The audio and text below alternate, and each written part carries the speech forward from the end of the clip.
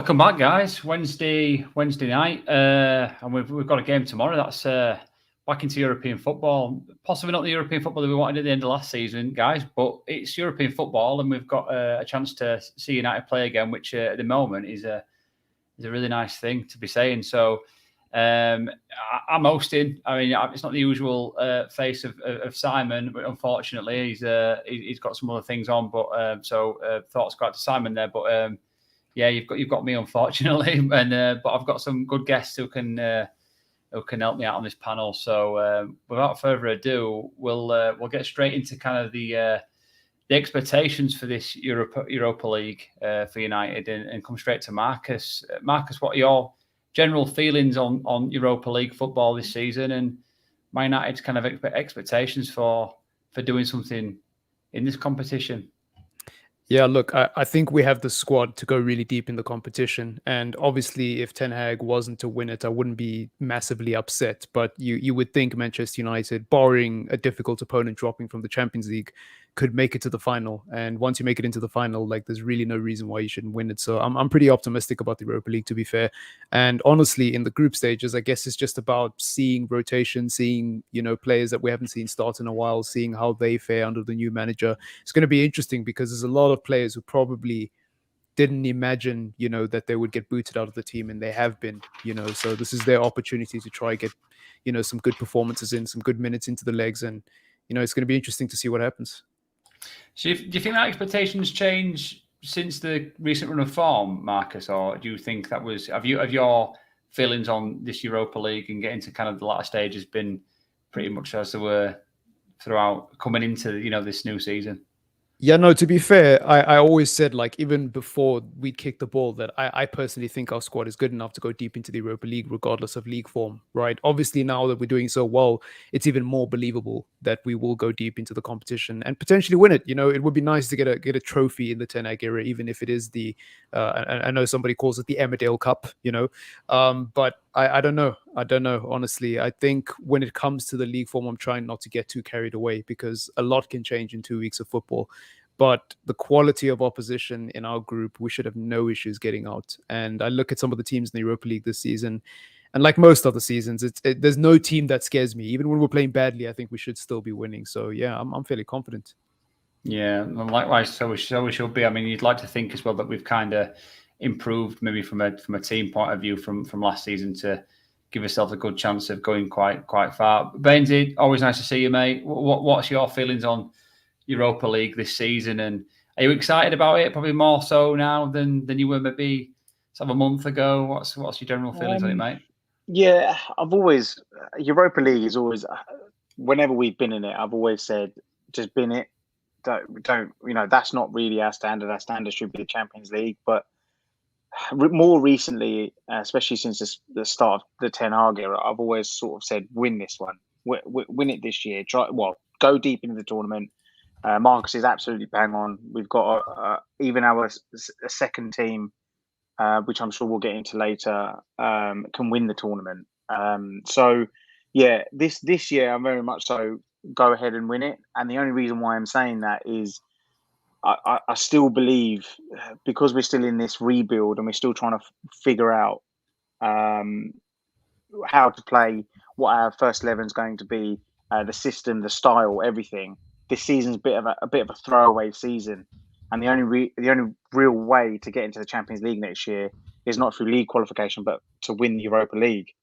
I still think Spurs, Man City, Liverpool, Spurs. I mean, Chelsea with the sacking of Tuchel, they're going to get probably a new manager bounce. Arsenal do look okay as well. So there's some really tough competition for top four spaces this year. So the only real opportunity we have is to win the Europa League. Now, look, it's certainly not our standard. We've always wanted to win the big Champions League trophies. Of course we do. But if we're being totally realistic, I think, we should go for the Europa League. It'll be great to get a trophy under the players' belts. I mean, they've been deprived of that for 5 years. So it'll be a good sort of building step for all of the squad, and especially Ten Hag. And it kind of gets the critics off his back after the first season, if you know what I mean. Yeah, definitely. I think obviously we're starved at the minute, aren't we, as well, for silverware? So we've got to take every competition that we're in seriously. So I totally get that. And I think with the squad that we've got and we're building, especially some of the younger players that we've got, it's an opportunity to sort of integrate them a little bit, isn't it, as well, into the first team. Totally get that. Hi, James. Nice to meet you. Obviously, first on one of my shows, and I'm not sure if you've been on All for United before, but it's lovely to see you, mate.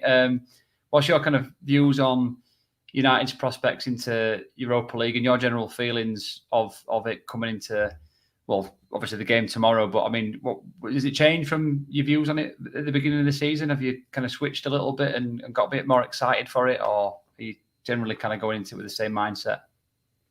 I think for me, it's the same mindset, mate. At the end of the day, like, football's a sport and sport's about winning, and it doesn't matter which competition you're in, you play to win, right? So I'm never really a fan of this belief that, you know, we've got standards and we have to adjust and it's a competition we don't want to win. It's like, well, in that case, don't enter it, pull out from it. Like, there's no situation in sport where I would ever enter a competition and not want to win.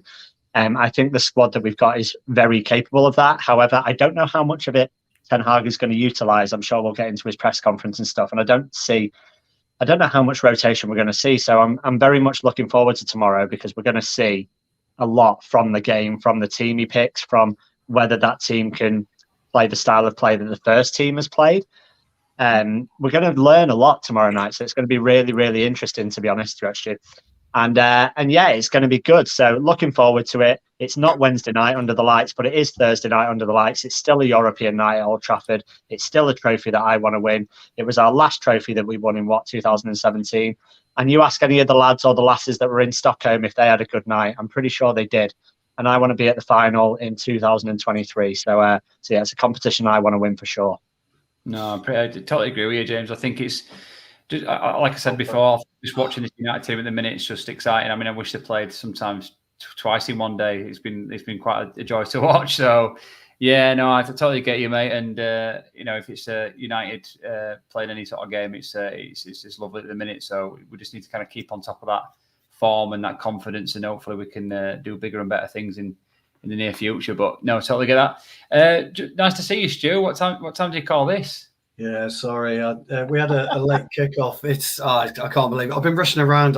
Yeah, it's just one of those, a bit late. Apologies, but I made it. I made it. Hopefully you were celebrating the Liverpool result, because by the looks of it, they're still losing 4-1. So I mean, I think 4-1. They lost 4-1. Is it finished now? I heard Members about put even Klopp out. Yeah. So yeah, they got a right pasting, didn't they? Yeah, they're not on. I mean, if anybody wants any odds, I seem to have picked the Tuchel one quite well yesterday. So if anybody wants any odds on the next manager to leave, then come and give me a shout. So I seem to be doing all right with that at the minute. Hasn't Klopp got form for 7 year itch? 7 years, yeah, I saw this. Yeah, he's got form. The 7 year downhill trend that he always. At every club, he's had that, hasn't he?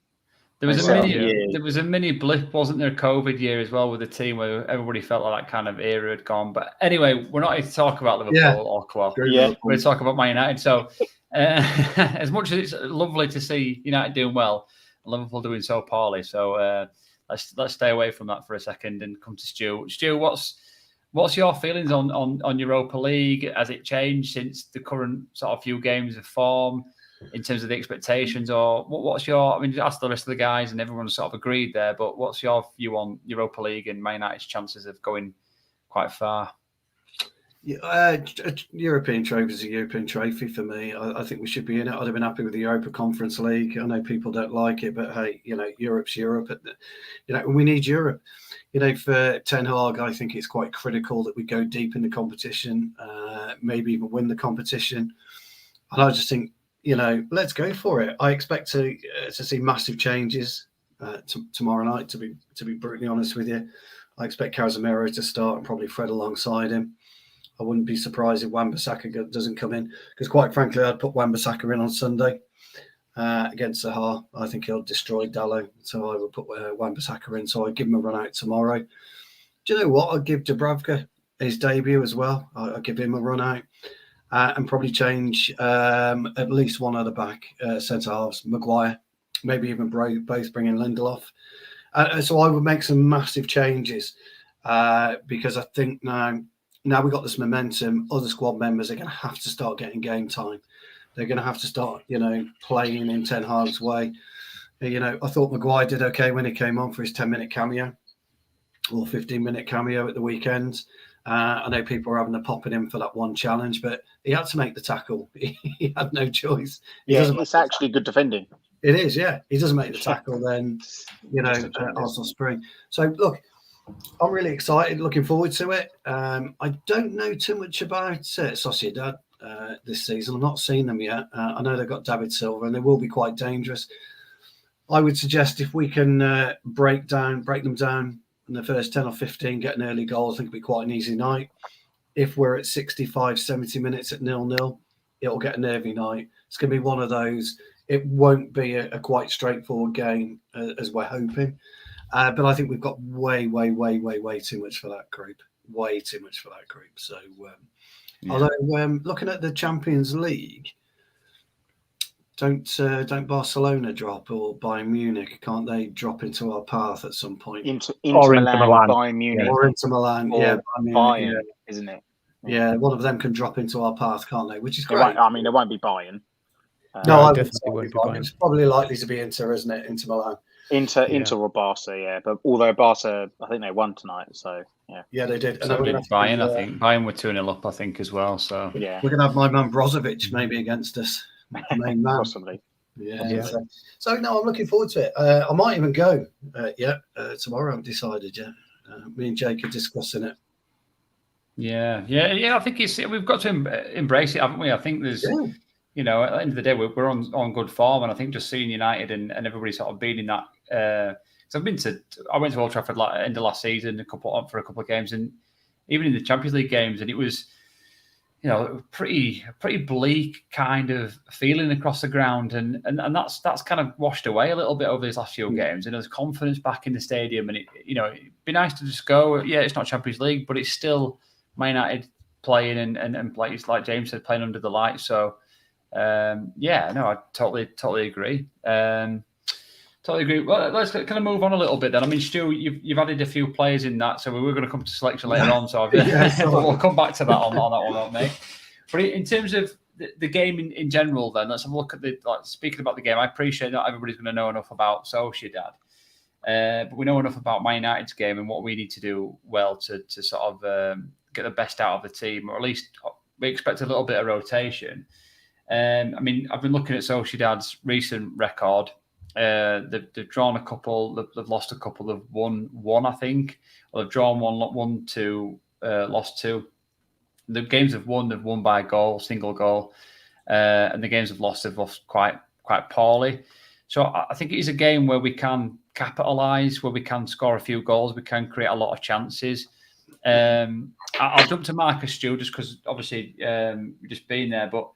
You've got to go to the top performers, and I'm way down.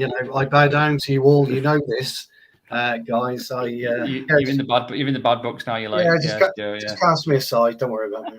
No, no. But I mean, Marcus, just to come to you, mate, on that. Who are you kind of expecting to kind of shine in this game? If we do get a bit of rotation, talking about the players that might, come in and get a chance. Who are you kind of expecting to shine? In this game tomorrow? It's a difficult one because it's unusual to be a Manchester United fan and to actually have options, to actually say, wow, we have a bit of competition in the team in almost every area of the field. I'm going to go with a bit of a strange one. I'm going to say, actually, I would like to see, obviously we'll get to predicted exercise later on in the show, but Dubravka would be nice in this game. I'm not going to lie, because I don't see the point of signing a backup goalkeeper on loan and then not using them. So for me, this would be the perfect place for Dubravka to come in. And I think he's a goalkeeper who's very underrated with his feet. Yes, I haven't watched a lot of him play, but I've done research on the player. And it seems like when it comes to playing out from the back, it's not something he specializes at, but he's better than David De Gea at least. So it would be nice to see him come into the team. It would be nice to see what Harry Maguire is able to do given a chance in the Europa League, although let's be honest, it's probably not going to be a difficult game for him.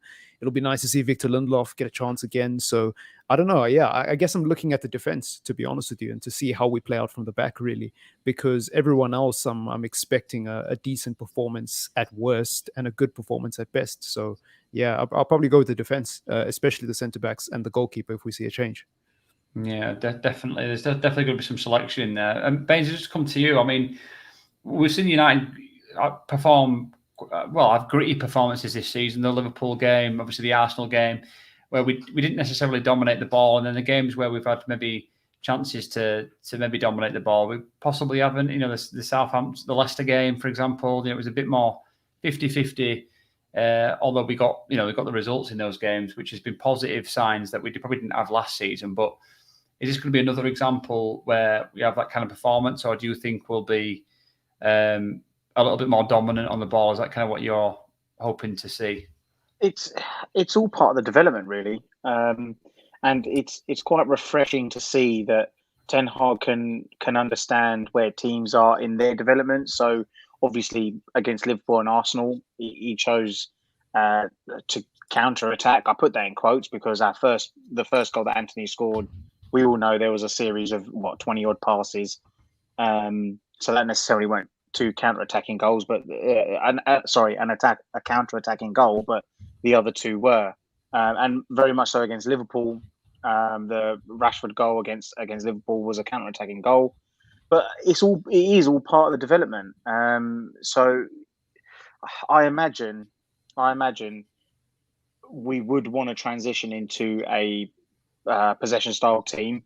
That's how Ajax used to play under Ten Hag, and I'm sure there are glimpses. There are glimpses of that. That's happening in every game. So, yeah, it also depends on personnel. Now, Marcus came to it, and I'll say it again. I mean, Dubravka, it's a great opportunity for him.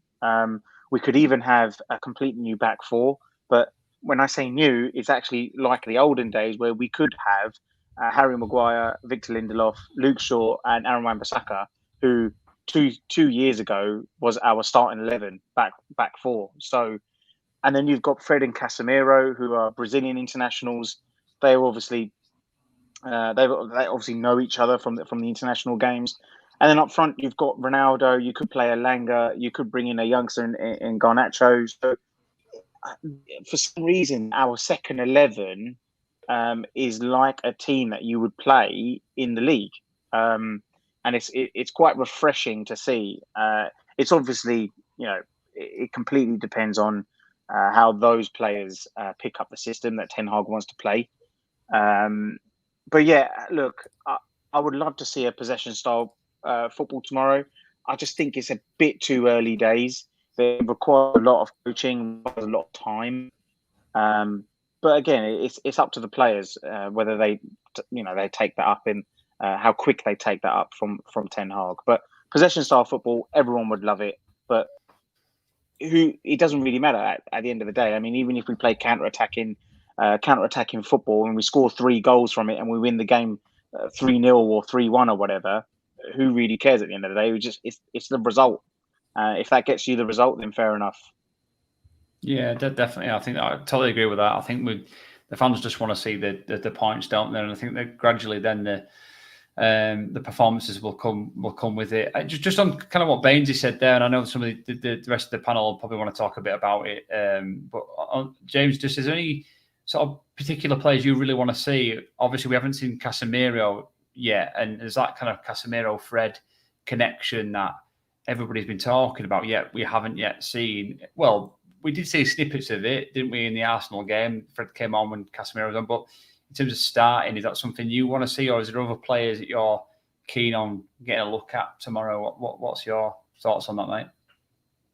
Yeah, I'm definitely keen to see Casemiro. But if you listen to Ten Hag's press conference, there's a couple of interesting things. I know you've all mentioned Wan-Bissaka, but Diego Dallo sat next to Ten Hag in the press conference, and usually the player that sits next to him usually starts. And Wan-Bissaka wasn't on the bench at the weekend as well, so I think he might be injured. If I'm not mistaken, I could be wrong. I don't think he's going to make as wholesale changes as we think. I really don't. He talks a lot about momentum.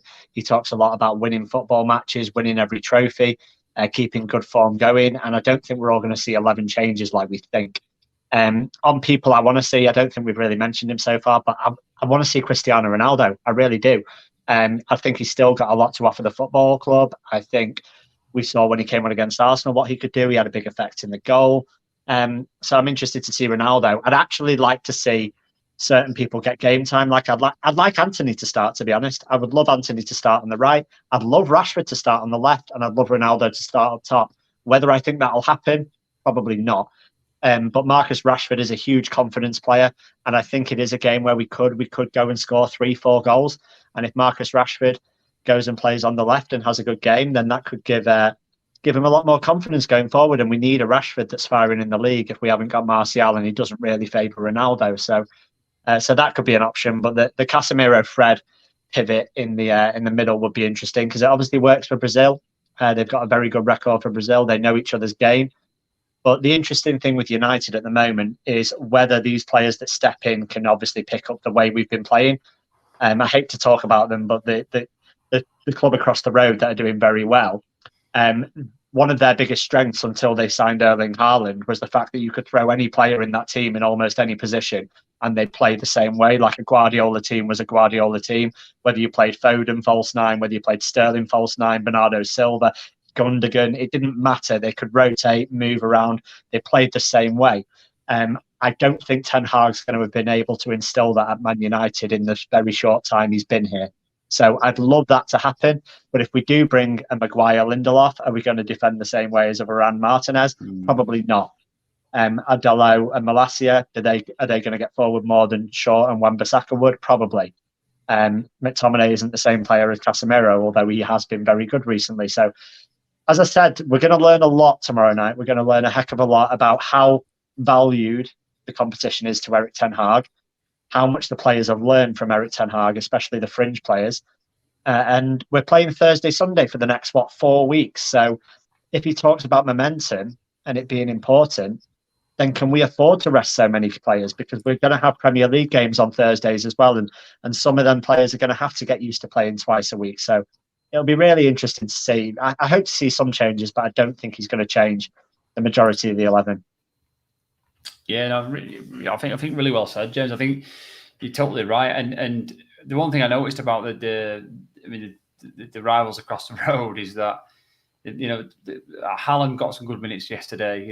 And strikers thrive on confidence and form. Will he stick with Rashford? Rashford scores some goals. He's getting some level of form kind of back. Will he stick with him? Strikers are odd like that, aren't they? Where it's not necessarily minutes.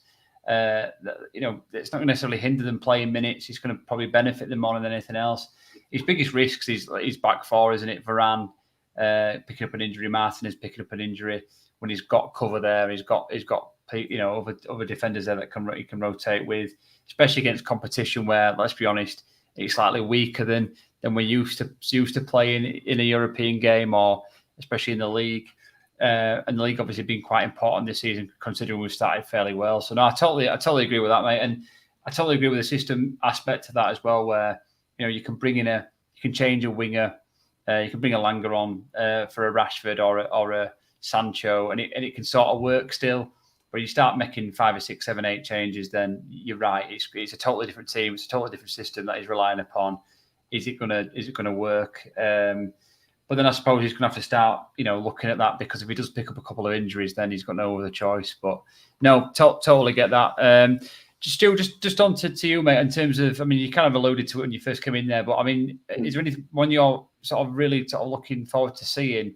James mentioned Ronaldo there. I just wanted to add to that as well. I think I am looking forward to seeing a bit of Ronaldo actually, but because I felt like he did well when he came on against Arsenal the other day. But is there any of the younger players that you're looking forward to seeing? Garnacho's kind of been hit or miss. I know you're not a big advocate for sort of throwing in younger players, but we're kind of at that stage now where I think we need to see what they're made of, because they don't seem to be able to even get a chance to show what they're made of in this team, do they? Before they're either sold or loaned on. So yeah, he's. I can't see Garnacho getting a sniff now, really.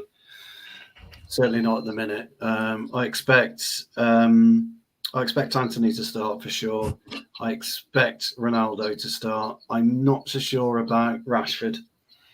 I can't quite. I don't know. I would play him, He but I looks wouldn't burnt play him out. now. Why am I trending? Or not trending, but you know what I mean. Connor started it. It's got to start. That's 8-1 as well. If you want that bet, that's 8-1. Yeah, 8-1, is it? Crikey. Yeah, that's not bad odds. For me, he's got to play. Actually, for me, he's got to start looking at what he does with the two centre backs. You're absolutely right, and that's why these are the great games to bring in someone like Maguire or bring in Lindelof and rest Varane for sure. Because as night follows day, Varane is going to get injured in the next 6 weeks. It's going to happen. We all know it. And so you've got to be prepared. And right now, we won't be prepared. I totally agree with everybody's sentiment. You really shouldn't change the back four, so to speak. I'm a centre half myself. I know all about consistency, and I like consistency, but you've really got to look at the bigger picture. So I tend to agree with everybody's viewpoints that, playing Maguire tomorrow night or Lindelof tomorrow night wouldn't necessarily be as bad as everybody thinks. Yes, he'll be the scapegoat if we concede a goal, etc. But that's just life. Maguire's got to deal with that now. That's his lot in life. Jamie's right. I forgot that Dallo was at the press conference, so yeah, he's likely to start. But you've also got to have one eye on what you do away to Crystal Palace on Sunday, because that is going to be one hell of a tough game, a really tough physical game. That's why I want to see Casemiro start, because I don't think we can trust McTominay. McTominay was a liability for the first 15 minutes on Sunday. Yes, he grew into the game, but he could easily have seen a red within the first 15 minutes. He's just running around like a headless chicken. Casemiro, yeah, he had his problems when he came on, but he's got that way of just being able to hold and calm the play. I wouldn't play Eriksen. I don't think playing Eriksen is the right move. So I agree with Jamie and the lads about bringing Fred in. I would like to see that partnership, see what happens. Do you play Bruno? He's an interesting one for me at the minute. He's a bit vanilla, I'm afraid, is Bruno. The way that he's playing is quite vanilla, and you don't necessarily know what you're going to get with him. Just to help you out, Stu, I don't know if you can see that, mate. Just to fix it while you're talking through your selection there. Obviously Palace, you got the Sheriff game, which is obviously quite a straightforward game, albeit we're away. Yeah. Leeds and Man City coming into October, so yeah. You've got to get, for me, you've got to get Casemiro playing. You have to do. If you are going to work with Casemiro, and I totally understand why he played Anthony on Sunday and why he hasn't played Casemiro. There's a player that he knows that will come in and fit into the side. What Casemiro is going to offer is the Martinez-Varane partnership is one of wonderment, which Baines will be completely surprised that I've used the word wonderment and Varane in the same sentence, but it really is. But Baines will also back me up. But I've always said that Varane needed and missed Ramos and Pepe, and Martinez is that type of player, and that's why you're seeing Varane flourish.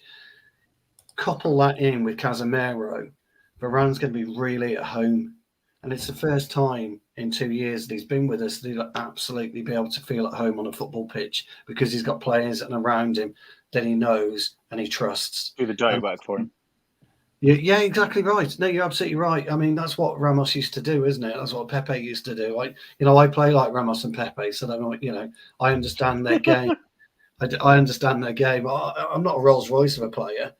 I'll just hit you as hard as I possibly can and try and disrupt you that way. And that's what Ramos did, and Pepe. And so for me, he's got to consider what he does. But if you don't embed Casemiro now, because we definitely want him in for the City game in a few weeks' time. So now's the time to do it. And I would play Casemiro anyway away at Palace, because I think we're going to need his guile and his calmness in midfield. So, yeah, I would definitely agree with the lads. Let's get Ronaldo in. I think it's a perfect opportunity to bring Ronaldo in.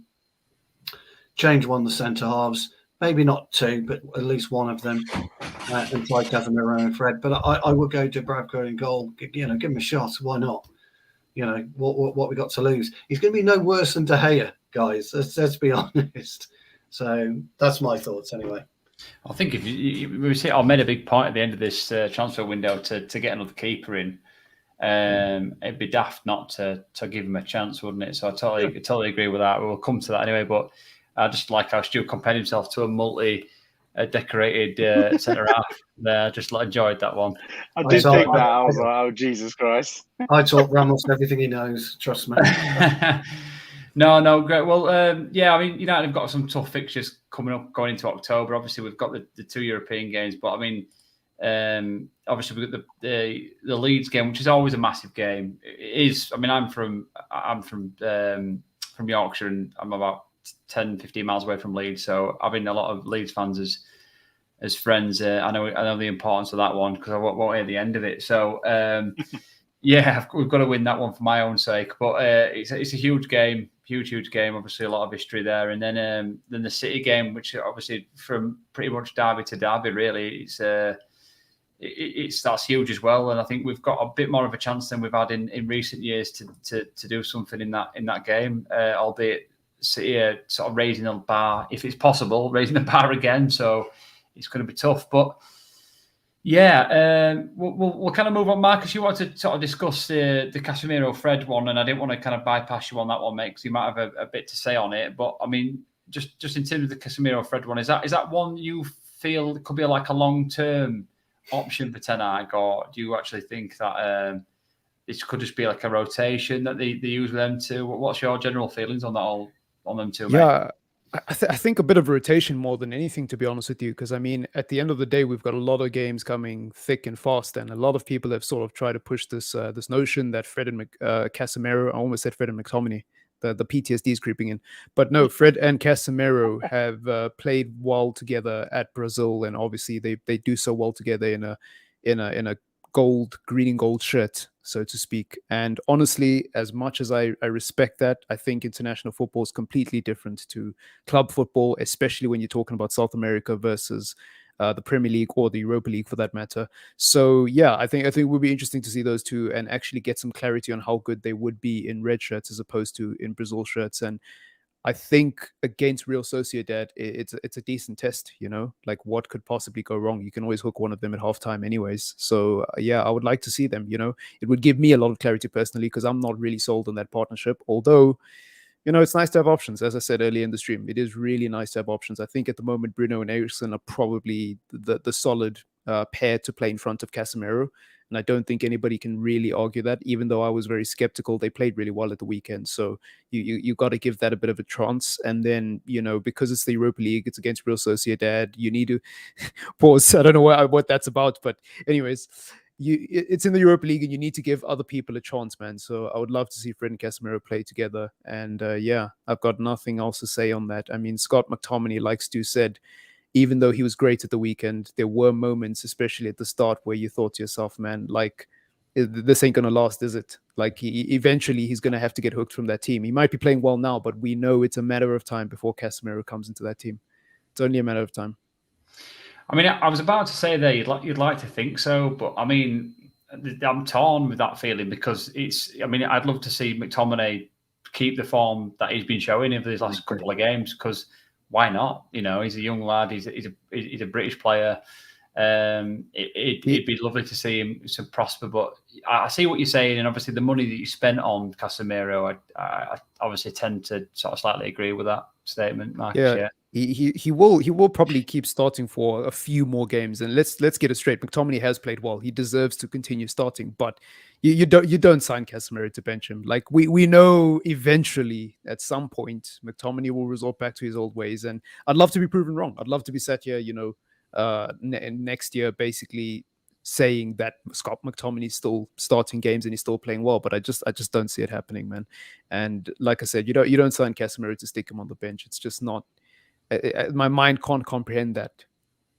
No, I totally agree. Totally agree with that. Baines, we'll come to the selection then. Obviously, we've kind of all alluded to some names in the selection of all this for the game tomorrow. So we'll come straight to you, Bainesy, on I suppose a keeper. You're normally a keeper. We're going straight in and going, De Gea's starting. Yeah. But today might be a slightly different selection. So what's your general thoughts on the keeper prediction, Bainesy?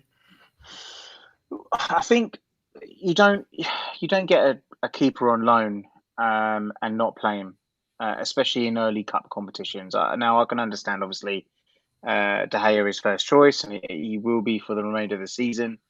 But for the early cup competitions, the FA Cups, League Cups, and Europa League, play your second keeper. We've obviously got Dubravka. We do have an option to buy at the end of the season. So try him, see how well he fits the system. Maybe it's the push that every United fan really needs to see. I am a fan of De Gea. I always have been, but at the same time, you kind of just have to say, okay, it's time to move on. The whole sweeper keeper role has massively developed, and for some systems, we are quite reliant on it. Now, I'm not saying De Gea is absolutely rubbish at his feet. He can be better. He could be worse, but I think it's time for us to sort of finally say, okay, let's try another option at keeper, someone who's really good with their feet. And see how we get on with the system, with the style of play. I personally think you can take it De Gea out and put in Dubravka. I would like to see a completely reformed 11, although I don't really see it. I would prefer if we keep Varane fit for the upcoming league games and the important games that are coming up. But we've got just as good centre backs in Maguire and Lindelof. If they're in form. So yeah, look, you have to play these players to get them in form, and you have to build their confidence in games like these. So yeah, it'll be interesting to see. Fred and Casemiro is again. I agree with Marcus. McTominay, he deserves a start. He deserves his praise at the moment. But there will be a passage of the season where he will turn into his old self. He might be burnout. It could be, he could be a confidence thing. But then, it's not a bad shout that we have Casemiro on the bench, and then his time will come, and then he will join the 11. So it's really a good situation to be in. And then up front, I mean, again, I can't believe we're talking about this, but we're going to see Ronaldo in the Europa League. Get ready for all the memes. Get ready for troll football accounts to come out and say, "Oh, look, Ronaldo this and Ronaldo that in the Europa League." But who cares at the end of the day if he can go out and stay with the squad for the rest of the season and win it for us? I mean, joke's on everyone else, really, isn't it? So yeah, it'll be interesting to see what he does. He did say, the squad is super important and he will rotate. Now, he said this, I think, just after the Liverpool game, and he didn't rotate. He's kept the same team since the Liverpool game. And again, look, I've got nothing against that. Why change a winning team? But I imagine him saying that I will rotate is going to be for these cup competitions. So it'll be interesting to see. And again, our second 11 isn't a bad side. You're looking at a back four that 2 years ago were absolutely fantastic. Post-lockdown and the season after. You've got Casemiro and Fred, who are international Brazilian internationals, and they know each other. And then you've got Ronaldo. You could play Anthony, you could play Sancho, Rashford. I imagine one of them is going to be rested. And then you've got Alanga as well, who's just got legs and legs and even more legs. So yeah, it'll be interesting to see what he does with the 11. I missed the press conference today, so I'm not sure what he actually said about the squad and who's injured and who's sort of a cert to start. But yeah, I would like some rotation, but who knows at this point? I mean, every single time I've tried to predict an 11, I've got it completely wrong. So let's see what happens tomorrow. Yeah, well, I know you do it on purpose in terms of the score, Baines, and it seems to be the working. score. So. Yeah. I mean, I'm still 100% on that, so I'll go. Yeah, I'm interested in the Ronaldo one. I get the funny thing with Ronaldo. I saw some pictures on Twitter about them training, and I'm sure we're going to come to the forward line and whether people select Ronaldo or not. But we'll just to touch on that really quickly is. Yeah, he throws the teddies out of the pram about him not being in the Champions League, but as soon as he's in a competition, you can tell that the focus switches, doesn't it? and he's ultimate professional, and he'll want to win that competition, that 100%. You know, he won't sort of dip from that. So he knows now he's there to the rest of the season. He's not going to go in January, so he's probably just thought, you know what, F it, let's just try and win a couple of competitions if we can. And good on him. You know, he's the ultimate professional. People will look at that and go, right, okay, he's ready. He's ready. Let's everyone else get ready as well. Follow behind him. Yeah, definitely. James, you are a guy. It sounds like you watched the press conference earlier on, and a couple of us didn't. So hopefully you can provide us a little bit more insight into this lineup. But in terms of the goalkeeper selection, mate, do you agree with some of the guys there? Do you think it'll be Dubravka, or do you think it's going to be De Gea? I mean, personally, I don't think De Gea's been too bad. He's shown a little bit of willingness to come off his line these last couple of games. He's not been perfect, but still has those moments of brilliance, doesn't he? I think in the Arsenal game, he pulled off an unbelievable save. There's a free kick in the Leicester game when he was on like top corner. He's still up there with, arguably, I know his shot stopping's never been in doubt, but what's your thoughts on keeper selection, mate? To be honest, I'm probably going to have to remove splinters from my backside with this fence I'm sitting on, because I don't really care either way, if I'm brutally honest. Like, I think Stu alluded before to the fact that he was a centre-back and partnerships and stuff like that. I actually think the relationship of the whole back five is really important. So if you bring Dubravka in, it's not Dubravka playing with Varane and Martinez. It's going to be Dubravka playing with different centre-backs and different right and left backs. So it's very tough to say. He looks like a good keeper. The last time we brought a second keeper in and he played in the Europa League, he did pretty well. I think people were pretty annoyed when he was dropped when we got to the later stages. So it was the cup competition where Romero shined and did very, very well for us. Another excellent shot stopper, another person that was good with his feet. But De Gea has been good since Varane and Martinez have been the centre-back partnership. It's no coincidence that De Gea's form has been better the last 4 games while we've had those at centre-back than it was the first 2 games when we didn't. Because the relationship and the communication between the back five is also important. We've all seen Harry Maguire over the past couple of years, and I don't want to go and make it a personal tirade, but he's not the best communicator on a football pitch. He's not the best leader of a defensive line, and that doesn't instill confidence in your goalkeeper. So it doesn't surprise me that he struggles in that scenario, to be honest. But yeah, Dubravka, De Gea, 6 of one, half a dozen of the other. I'm not really fussed who starts, and it'd be nice for Dubravka to start. But I am a De Gea fan as well. Like, you can say, oh, it's time to go, but if we had 140 million budget, which turned out to be 220 million budget, was goalkeeper going to be an area that you massively focused on? I think there was quite a few big holes in our team that needed filling before the goalkeeper one that needed filling. Yeah. So yeah, I'm not sure if he's going to change it. On the press conference thing and things he mentioned, he did mention rotation, but he kind of drilled home the fact that the momentum was really important. And he was asked about like Cristiano Ronaldo and Casemiro and people coming into the team.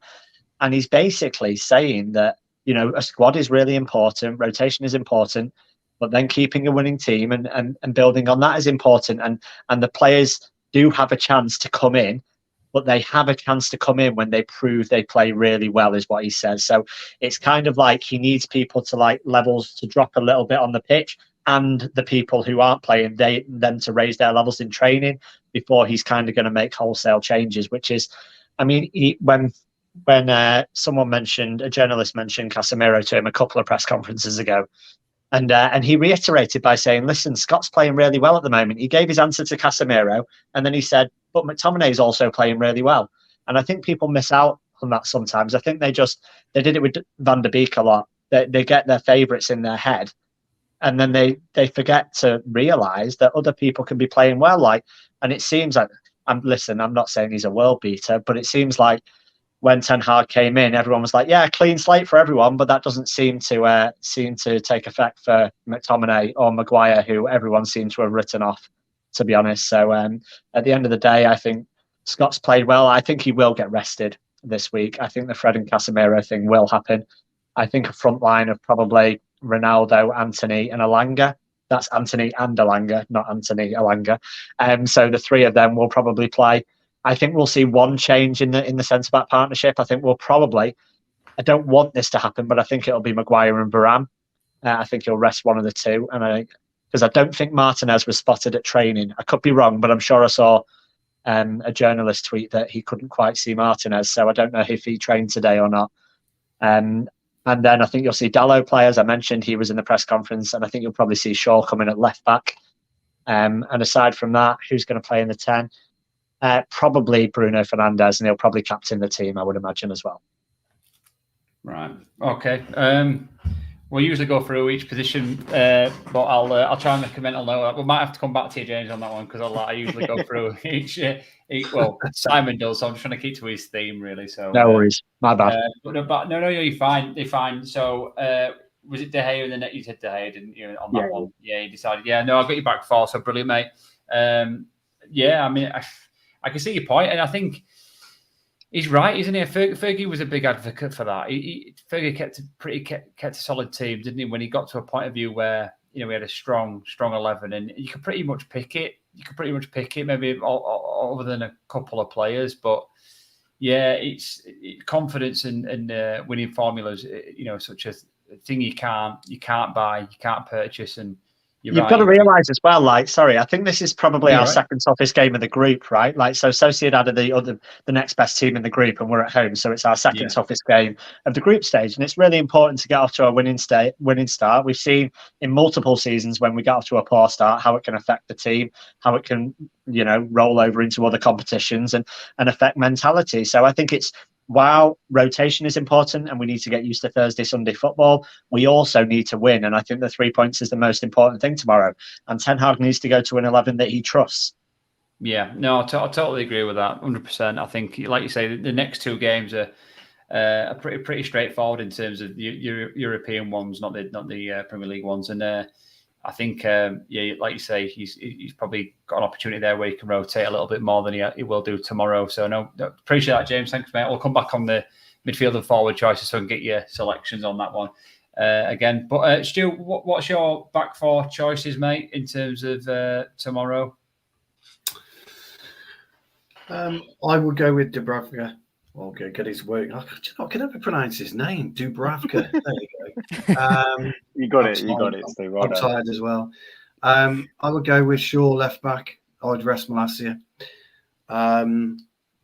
Maybe, as James alluded to, maybe that Wan-Bissaka's injured, because I would have played Wan-Bissaka. But again, as I said, I'd have played him Sunday anyway, Wan-Bissaka against Zaha. So we'll just have to, if he's injured, then it's going to be I did see a little clip. I did see a picture today, whether it was today or yesterday, where he was in training. They were all lined up, and Anthony put up a clip. But the Dalot thing in the press conference is almost it's a given. I think, like James said there.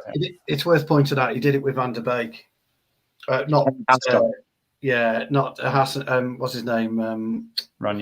Raniak did it with Van der Beek, didn't he? He did it with Bruno as well. But anyway, that's beside the point. That's what I would do. It's all about what we would do, isn't it? I would drop Varane. I would drop Varane and put in Maguire alongside Martinez. So that's how I would go. But I think for me, Dalot, I'm just not quite there with him. I can't square him, to be honest. I know he's playing okay, but I just can't square him positionally. But you're going with Wan-Bissaka? Yeah, I'm going to go Wan-Bissaka. Yeah, he would be my choice. Oh, brilliant! Thank you. Cheers, Stu. Marcus, what's your choice? Are you going Dubravka, De Gea? I can't do it now. I can't do it. Where's the hashtag, Stu? I'll need to put that back. Dubravka's got to start, man. He's got to start. Otherwise, we're basically just helping Newcastle with their wage bill. You know what I'm saying? Like, we basically took a player off their hands that they're not using, and we're going to pay his wages for 6 months, 12 months, actually. So Dubravka's got to start for me in the cup game. And then you got to get the band back together. Lindelof and Maguire, chuck him in. Put Varane in a freezer, bubble wrap him, get him ready for the Crystal Palace game, and get the band back together. Wan-Bissaka, Lindelof, Maguire. And Wan-Bissaka probably won't play because of fitness, but I would play Wan-Bissaka if he's available, and then Luke Shaw. I know it's a completely new back 4. I know we need to keep the momentum up, and everybody's points around that are completely valid, but that's what I would do personally, because I think that back 4 is more than capable against a Real Sociedad team that hasn't been that great this season. So that's just me personally. Imagine if it played and it got a clean sheet. That would be insane. That That would would cause actually be problems. insane. Yeah, actually, I was about to say it would cause more problems than you know. Yeah, but that's what football's all about. Football is about I guess. problems. It's about it is. you know, It's a good problem to have. Yeah. It's a good problem to have. I've always said, walk into the changing room and flick the V's at every one of your competitors. F you. My position, you ain't having it. And that's you've got to be, you know, I always used to play on the edge. I still do. I play on the edge all the time because that's the bit, you know, that's how I get the best out of it. I train on the edge. I speak in team meetings on the edge all the time because that's the way that I you know, I would hate never ever being in the first 11. It would wind me up big time, but also make me train even harder. But sometimes, you know, you got to look around the squad. We've got a lot of football to play between now and the end of November, before the first game of the World Cup. We got a lot of football to play, and he's going to need these players. And the best way to have a settled squad is to play them all. Plus, we all know Varane's going to be injured in 3 weeks anyway. So I hope not. I really hope not. But no, Bainesy, what's we've got yours, Bainesy. What's your midfield? Sorry, I was going to say defence there. What's your midfield, mate? Assuming we're going for a 4-3-3, we'll assume that we're doing that formation. Oh, is that what we're doing? Okay, so I will go. If it's a 4-3-3, I'll do Fred Casemiro, and I don't think he'll play Eriksen. So it's either Bruno or Donny, and it'll probably be Bruno. I don't know. This one's tough because I imagine he would want to rotate, but at the same time, you want to keep a few of the players who are in good form. Yeah, okay. Let's do Fred Casemiro, and I'll go Bruno. Right. Okay. As my midfield three, I just think he would want to change it round. He would want to get minutes into Fred and Casemiro. Obviously, Bruno will probably lead the line, although Maguire may come in. Yeah, let's go with those three for now, I think. Well, do we get your defensive back for? I don't think we did we? I was the same as Marcus, I think. So Dubravka. You changed it. One of the guys. It was Dubravka, Wan-Bissaka if he's fit, Maguire, Lindelof, and Shaw. Oh, that's been the deciding one then. So 2021 vibes. Oh, Jamie, me and you are stuffed here, pal. Yeah, we are. Well, I got most of it, apart from I said play Martinez, but I don't disagree getting the band back together. To be honest, I don't disagree with that either. So 2021 vibes. You might as well just give us all PTSD again. Yeah, I don't disagree. We'll go 2-0 down and win the game 3-2. Might as well play McFred in the midfield as well. To be fair, I know. Yeah, why not? McFred, no, I couldn't go back to that. I couldn't say that. No. Oh no, surely not. James, what was your midfield again? I know you said it earlier on, mate. If you could just give us your midfield selection. Yeah, it's the same as Baines's. After much deliberation, it's Casemiro, Fred, and Bruno. I think Bruno will be the captain, and I think he'll want to play, and I think Ten Hag will let him play. And Casemiro is one of the top 5 CDMs in the world, even at 30, like that easily probably walks into the top 3, to be honest. So it would be criminal to buy him and not play him and spend quite a lot of the budget, between a quarter and a third of the budget of the summer on a player that is one of the best in his position in the world and not play him. So he deserves some minutes. And to be honest, it enabled Fred to play a little further forward. And I think maybe we don't all agree, I don't know, but Fred is better further up the pitch. Fred is better when he makes interceptions higher up the pitch that lead to quick transitions. We can get the ball to our talented, more quicker players, and then we score. We don't until Ten Hag came in, we didn't really score any really nice passing goals. I know we got that one the other day with Anthony, where it was 20 passes or whatever, but we tend to win the ball back high up, especially last season under Ranić, and just literally move the ball to someone, one pass and in. And Fred's really good at that. There's elements to his game he's not great at. I don't think he's the best distributor. I do think he can get knocked off the ball quite easily, so I don't think he's a DM. But if you play him as an 8 and you play him a little bit further forward, I think you can get quite a bit out of Fred. And I do want to see him in that position. So Fred and Casemiro, and then, as I said, Bruno, I think, is captain. I'd love to see, I prefer Eriksen. I'd like to see Van der Beek, but I just think it's wise to manage Eriksen's minutes more than Bruno's.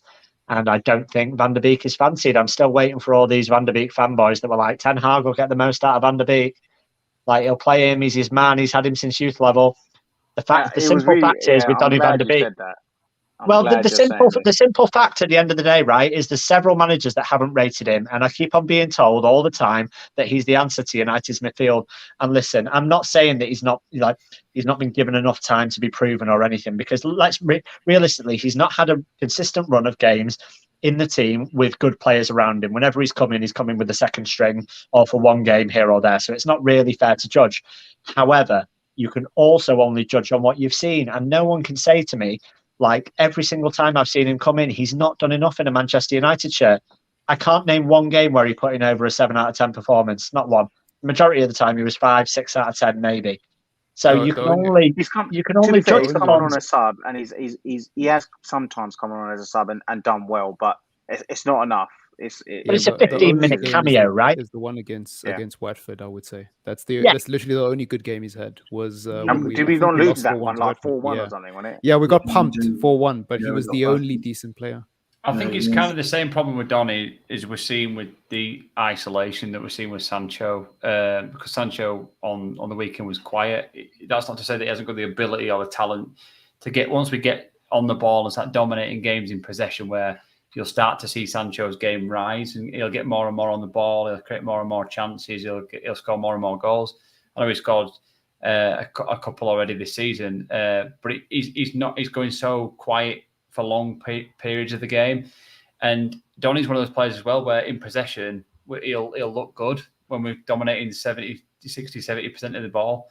But when we're not doing that, the game's back and forth, and even in games where we're on the back foot, Donny's not going to thrive and look good, and that's the problem that Ten Hag, I think, has got at the minute, that he just knows he can't rely upon a Donny to get through these types of games. So this isn't the Eredivisie, right? This isn't Ajax. This isn't, you've got 70% possession every week.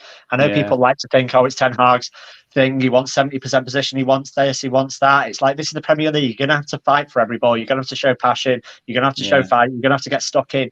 And for me, Donny Van der Beek isn't that player. And yes, there are other teams and stuff where they don't have as physical players, but I think they're players that they don't have that aren't physical are very much technically better than Donny Van der Beek. And I just really, it's a shame, because we spent £35 million on him, I think it was, something like that.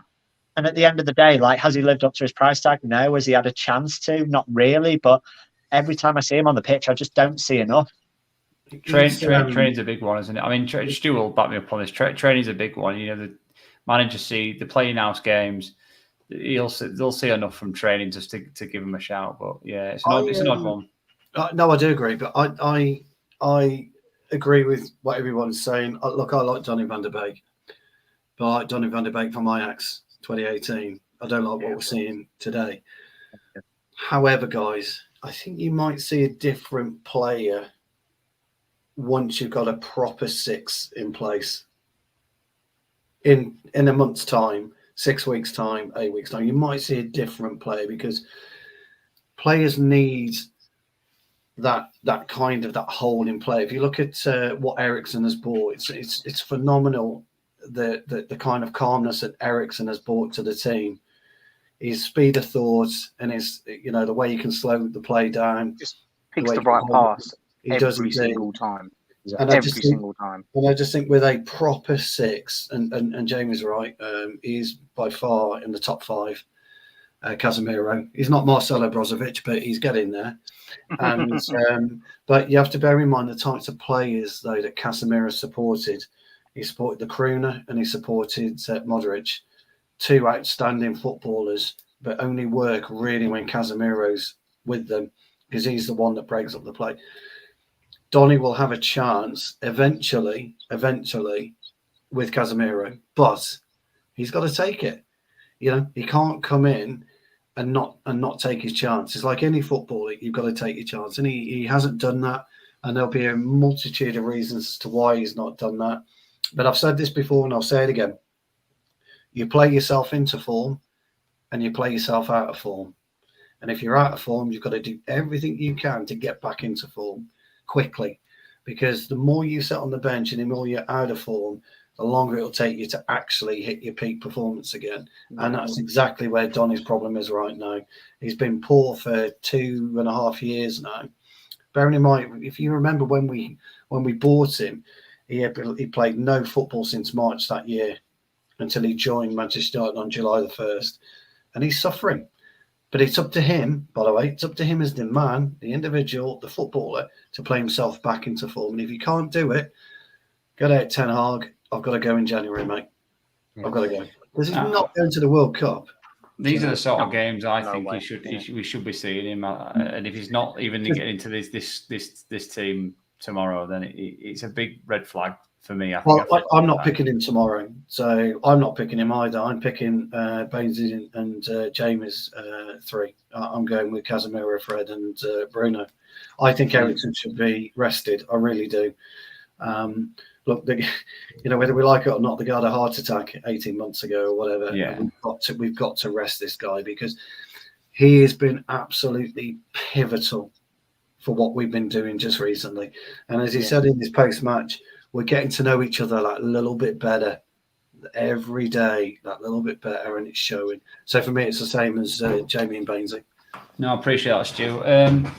Marcus, I assume you were are you Fred, Casemiro, and who's your third player in midfield? Yeah, it will probably be Bruno, to be honest with you, because I don't see realistically Bruno getting injured. He's somebody who just has an impeccable injury record, so he's got to play. And he's then, a very fit fella, in it. To be fair, he runs some mileage as well, doesn't he? Yeah. He needs to share his nutritional plan and diet with Varane, and he needs to share it with me as well. Crikey! Yeah. Well, Jamie actually, he needs to share it with all of us. As a matter of fact, why not? I'm going on tour to Portugal the end of the month. I've got to get rid of this.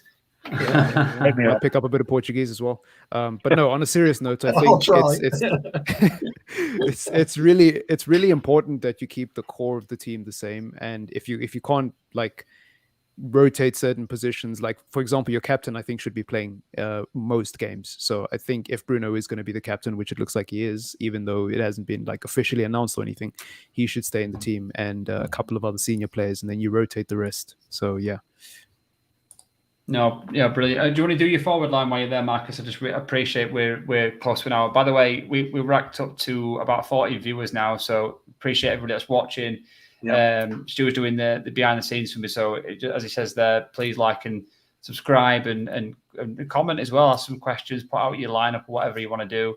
We'll do some score predictions around the panel in the next couple of minutes as well, so put in your score predictions for tomorrow's game, and don't forget to watch us for the week. We've got I don't think we're live tomorrow for the preview for the Sunday game, but we've done a pre-recorded show. I think I will be doing a pre-recorded show for the Palace game, so don't forget to watch us on Friday. And then we'll have a last word again on Sunday, which will be a bit of a reaction to the game and the result on Sunday. So, but yeah, just coming to that then. I appreciate that, Marcus. But could you do your forward line for me, mate? Would that be? Yeah. I'm going to try to keep it brief, but Ronaldo's got to start. So Ronaldo gets back into the team. In the case of Rashford, this is not me dropping him. I think he should start against Palace on the weekend. But for now, get him out the team and then keep Anthony there for his confidence. And obviously because it's a new signing, then play Elanga on the left. So rest Rashford and Sancho, basically. Bring Ronaldo in, bring Elanga in, and keep Anthony in the team. Just give him a nice, Thursday night to get himself settled at Old. Well, I know it's not at Old. Is it at Old Trafford? I'm not sure. Yeah, Old Trafford. Oh, it is. Okay. Then that's even better. Yeah. So he can actually get settled at Old Trafford, literally and figuratively. Yeah, brilliant. Thank you. Cheers for that, Marcus. You make him. I did a little bit of behind the scenes with the lineup, not as fancy as Simon does it. I'll hasten to add, but done a little lineup, and thankfully I've picked my lineup, and it's not changed so far. So that's pretty good. Other than the back line a little bit. Awesome. Unless Baines has got something to say about it, so we'll find out. No. I actually really want to see the triple Anthonys in Anthony Martial, Anthony Elanga, and Anthony. He's like Martial. I know. But I just literally just once in the whole season, and I'll be happy. The three. But no, I agree with Marcus. I think it will be that lineup. Or I'd like that lineup. So. Yeah, Ronaldo, Elanga, and Anthony. I don't know. Is it 5 subs in the Europa League? Yep. It is. So yeah, even if Anthony gets an hour, and he can, and obviously depending on the score, of course, Anthony can at least for sort of 60, 65 minutes. He can come out if the score's obviously in our favour. He can come off, and he usually brings on a winger, brings off a winger in Anthony or Elanga, and brings on a midfielder if we're 2-0 up or 2-1, and he wants to shore up the midfield a bit. I've seen that happen, but yeah, same as Marcus for the front three for me. Brilliant. Thanks, Basie. James, just on your forward line, mate, do you agree with the boys on that, or do you think it should be slightly different? No, same as the guys, yeah. Ronaldo through the middle, and then Anthony and Elanga either side. Brilliant. And Stu, are you going to upset the apple cart here, mate, on the forward line, or? As you do, of course. I am. Actually. Yeah. I respect what the guys are saying, but I would play Sancho, Anthony, and Ronaldo. So I would definitely keep Anthony. I want to see Sancho spark into life. So I think he would have an opportunity to do that Wednesday, tomorrow. And Ronaldo's got to start. So Anthony for Defo, Ronaldo for Defo, Sancho for me, just because I think he needs to show me a bit more. He wishes it was Wednesday night. They all wish it was Wednesday night. We wish it was a Wednesday night. We do, yeah. Or a Tuesday or a Wednesday. We're happy with that. Actually. No, brilliant. No, well, I think you've been outvoted there, unfortunately, Stu. But I do agree. I do agree with you on that one, because I think, like I said in the Arsenal game, I feel like Sancho was a little bit too quiet for too long, and he needs a bit more confidence. And anything with like wingers or forward players, they need more of the ball, just constant possession on the ball, chances, running at people, and they'll make mistakes and stuff, but they just need to have the ball constantly.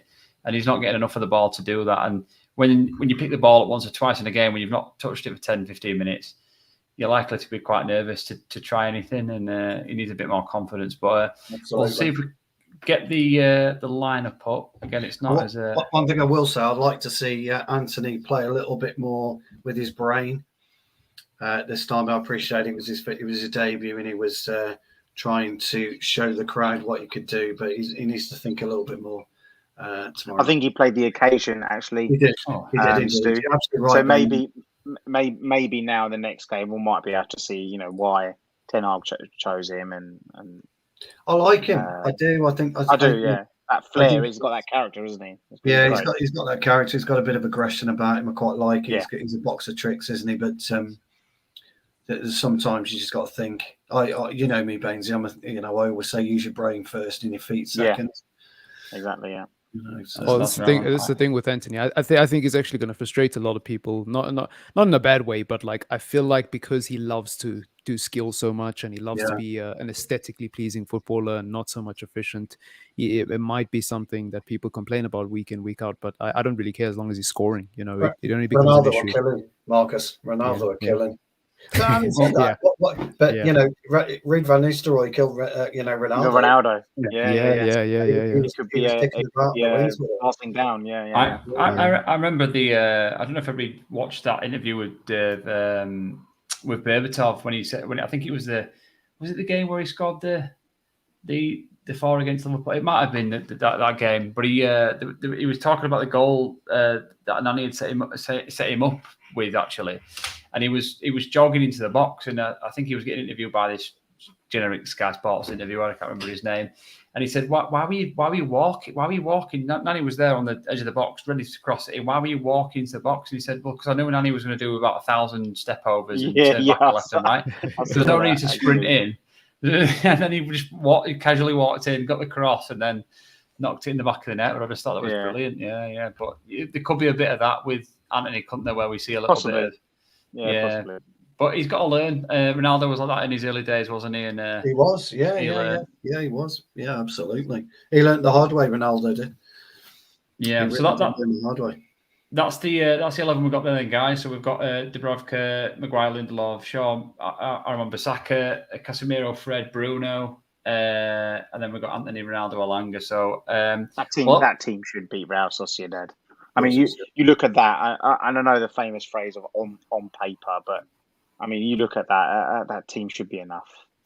You'd think so, wouldn't you? I mean, looking at that, you know, there's stability in there. There's goals in it as well. So exactly. Definitely. It's just as James said earlier on. Is it going to sort of play to the system that Ten Hag is kind of wanting out of this team, because there is quite a bit of rotation in that. But obviously, he's got to. I don't know. He's got to kind of get to grips with that squad, hasn't he? In these games, that it's going to be coming thick and fast. So, right, we'll come to score predictions. And I've probably got the task of writing these down. I don't know if there's a league table. This £5 still on the line. There is a league table. Yeah. Has anyone got any scores right yet? I think I've gotten a score right. Yeah. People have got first scorers rather than who had Brentford 4-0. Come on. To be honest, it probably Bainesy actually, because he just no. At that point, I actually predicted for us to win, and then I changed it at Liverpool, and then we won. So so I put something on my Instagram that was like, what score predictions for the games, and my mate who's a City fan replied back, and it was literally about 2 hours before kickoff, and he said Brentford 4-0 at half time. And I honestly, like, I was obviously trolling, but I reposted it. I was like, that is unbelievable. The odds would have been, they give maximum odds, which is about 500 to 1. Yeah. You would have got maximum odds on that one. Yeah. Crazy. I think I got the Southampton one right, if I'm not mistaken. That was the only one. Yeah, you got. I haven't gotten any. I haven't gotten any of the goal scorers yet, but I've got the overall score prediction right. I haven't got any right. It's been difficult to gather it. I think. No, I got Liverpool. I got Liverpool right, didn't I? 2-1. Yeah, probably. I got Liverpool right. Yeah, there's been a couple of scores correct, and obviously some people got first goal scorers as well. Yeah, I can never predict the first goal scorer. I've never got it right ever. Yeah, we're a bit of a mixed bag at the minute, haven't we? This might. I actually saw this last night on his Instagram. Oh yeah. I think one of his family members passed away. So he actually, to be fair, I don't think he is playing tonight. So it would be delayed. It would be delayed. Appreciate that comment there. That's a good little bit of insight. So I appreciate that one. That's good. Thank you. Because I did see him in training, so that must have been obviously following that. I think it was last night. I think that was last night, and he said "rest in peace" or something like that on his Instagram. Yeah. I saw that to his family and stuff. Yeah, that's horrible news. But yeah, let's come to score predictions on this. Then obviously we're just over the hour now, so we'll wrap this up. But we'll come to score predictions across the panel. Stu, we'll go with yours first, mate. 3-0. And first goal scorer, if you don't mind. 3-0. And I'm going to go with Ronaldo. He's going to bag Ronaldo. He's going to bag 2. Oh, okay, nice. Wow, okay. First and third. He'll go. Go on then, Marcus. Your score predictions on first goal scorer. We ain't keeping a clean sheet, so 4-1. Ronaldo hat trick. He's going to score the first 3, all of the first 3, and then he's going to get hooked. Wow, these are some good games. I hope these material. Bainesy, go on, mate. What's your score prediction? Okay, I do have to clarify because we've got someone new on the panel, and I'm sure there's people new in the comments. So I always say this. Every single time I predict United to win, we lose. And every single time I predict United to lose, we win. So, Real Sociedad 2-1, and the first goal scorer, David Silva. There you go, bang, done. Wow, that's even worse. You've really stuck the knife in there, he does actually score a lot. He scored all the time. He's likely to pop up, isn't he? Yeah. I mean, he's that type of player, isn't he? So, yes, I'm going to go with the Real Sociedad win. And just part of the old enemy, though. Reverse psychology can feed into the players. Yes. Okay, Bainesy. Well, I kind of hope your reverse psychology is still working. Bainesy's got the jinx powers. Yeah. James, listen, I can't do it for 3 weeks and then stop doing it. It's just. But Bainesy, it does mean though, fella, that you're not going to get anywhere in this league table. Oh, that's fine. If we win a trophy, that's fine. That's all I care about. I'd take that. And then I can say I was part of it. Yeah. Good call. James, do you want to sell your soul to the superstitious devil? What Bainesy's doing, or do you want to stay loyal, mate? What's yours? What's your score predictions? I predict with my heart, mate. I don't think I've ever predicted us to lose a football game in my life, and I don't think I ever will. Unfortunately, I don't predict with my brain. I'll go 3-1 United, and I'll go Bruno Fernandes first. Yeah. Good I shout. mean, That's a good shout. I'll be honest. We drew a I'm- penalty, to be honest. Yeah, we are due one.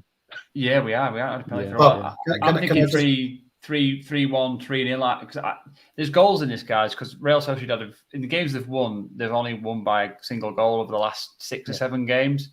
They won't score. They won't score. They're struggling at the minute. So, do you want to add something there, Stu, mate? I did, yeah.